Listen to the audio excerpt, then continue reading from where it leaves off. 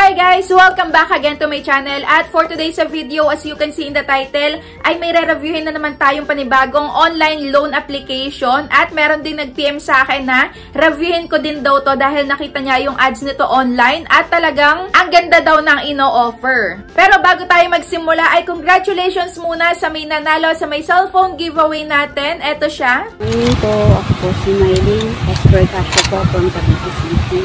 Na-receive ko na po yung bagong-bago ko pong cellphone giveaway offer galing po kay Ma'am Eliza Nevada. Maraming salamat po. Mag-subscribe din po kayo para manalo din po kayo ng katulad nito. Salamat po.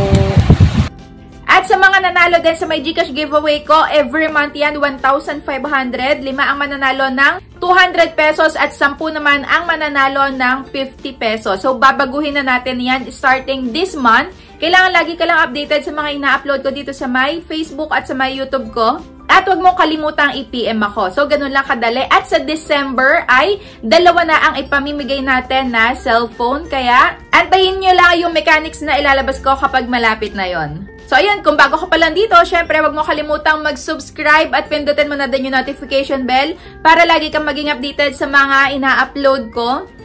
Pero kung ngayong araw na nga kayo nangangailangan ng mauutangan online, ay may nilagay ako diyang link sa description box sa baba at sa may comment section para sa mga 0% interest sa may unang loan nyo. So yun, mag-try lang kayo dyan sa mga links na inilagay ko sa baba, pero bago kayo mag-accept ng loan nyo ay basahin nyo munang maigi yung loan details. So ayan, simulan na natin.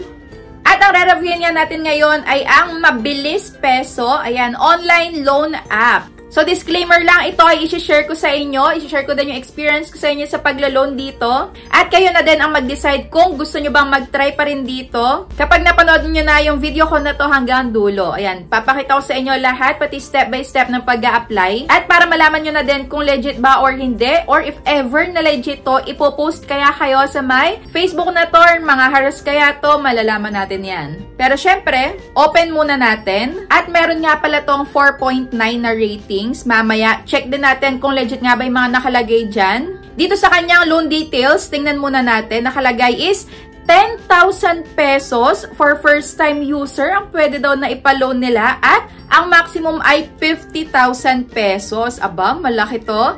At yung loan term naman, pwedeng bayaran ng mula 3 months hanggang 1 taon. At yung daily interest ay 0.05 hanggang 0.08%. Syempre, wag muna tayong maniwala dito hanggat hindi natin nasusubukan. Kaya ayan, na-install ko na to at nakalagay dito sa may maximum loan amount daw. Siguro for first time user ay 30,000 pesos. Sige, take it now na tayo agad. Ayan, kailangan lang nating maglagay ng phone number, saka ilagay yung code at login na. Well, in fairness, hindi naman nabago itong maximum loan amount for first-time user, 30,000 pa din. At ayun, start borrowing na tayo. Ito yung mga IDs na recommended nila, saka other options. Kung wala kayo ng isa sa mga to is hindi kayo pwedeng makapag next step. So ayan, kung meron kayo ng driving license, UMID, passport, national ID, teen health card, postal ID, PRC, SSS, pag-ibig at voters ID, pwede kayong makapag next step. Ayan, kailangan hawak nyo yung ID nyo dahil pipicturean yan. At pag yan yung picturean ay may lalabas na full name, ID number, saka date of birth. Ayan. Confirm lang natin pagka okay na. Facial verification, kailangan maayos ang ating pagmumukha. Kasi yung iba dito, nag-comment sa akin or meron ding nag-PM, bakit daw ganun lagi siyang reject? Kasi daw siguro malabo yung pagkakakuha ng picture niya, tapos mukha siyang gusgusin. Ayun, medyo natuwa ako doon. Ayan, kailangan daw ay presentable yung mukha natin kasi minsan depende din daw sa mukha natin kung aaprubahan tayo. Next step na nga tayo. At ito na yung personal information. Ayan, yung una nating sasagutan, education, marital state, number of credit cards. Kung wala kang credit cards, 0 mo lang yan. And then, email. Make sure na nakakatanggap yan ng email. Alam niyo password na o-open nyo. Next ay gender, residential address, loan purpose, anong dahilan mo, bakit ka nangungutang dyan. Ipa-flash ko na lang dyan at i-post nyo na lang yung video na to para mabasa nyo yung pamimilian. Next is address details. Ito, itatype mo lang yan yung details mo. And then, submit na tayo. Work information na agad. Ayan, lagay mo yung company name mo, company address, phone number ng company mo, profession. Ano yung profession mo? Ipa-flash ko na lang din dyan. Pumili ka na lang dyan. At sa may working experience. Yan, gaano ka nakatagal. At dito, nakita ko sa may profession, pwede ang student, pwede ang OFW at unemployed. Kaso lang dito sa may OFW ay kailangan nga dito ng Philippine na number. Kaya hindi din sila makapag-try sa mga nagsasabing ola na pwede yung OFW. So, yun yung nahihirapan sila. At next naman, monthly salary, magkano sahod mo kada buwan, address details ng company nyo, at pay date tuwing kailan ka sumasahod. Ayan. And next na. Okay, mukhang ito ay second to the last step na contact information na tayo agad. At ang hinihingi nila ay 3 lang, okay? So, dito make sure na pagka mag-a-apply kayo ng loan online, dapat nasa 3 to 5 lang yung nakasave dyan sa may phone book nyo para in case man or if ever na hindi naman legit yung na-applyan nyo ay wala na silang mahaharas. At dapat kapamilya nyo lang din yung inilalagay nyo. So, ayun, contact information, ilagay mo lang kung kaano-ano mo, and then ilagay mo yung name at phone number nila. At last na. So, eto na nga ang ating pinakaiintay. Pwedeng e-wallet at pwede ring bank. Diyan nyo matatanggap yung inyong ilo-loan. So, syempre sa may GCash, ayan, PayMaya, GrabPay, CoinsPH, Shopee e-wallet at OmniPay. Diyan kayo pwedeng mamili kung e-wallet ang inyong pipiliin. At sa bank naman, sobrang dami din dyan. Ayan, piliin nyo lang kung gusto nyo sa may bank. Pero, eto na nga ang ating pinakaiintay. Totoo nga ba na 10,000 pesos ang maaaring ipahiram sa atin for first-time user? Up to 30K nga ba? At ayan na nga. So, dito ako ay naaprobahan lang naman ng 2,000 pesos.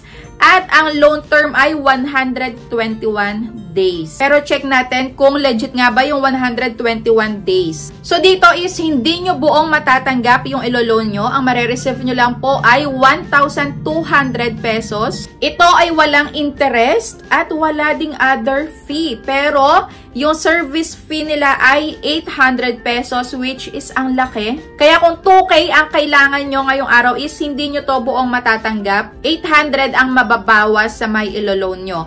At yung pagbabayad naman is, ayun, fake news pa din yung 121 days. Kasi 7 days lang yung pinakaunang pagbabayad nyo. At ang babayaran nyo na is nakakaloka, 1,980. So, parang binayaran mo na din ng buuan. At ayun, yung pangalawang pagbabayad nyo nga is on or before 26 days. Ayan, at ang babayaran is 20 pesos na lang. Grabe to.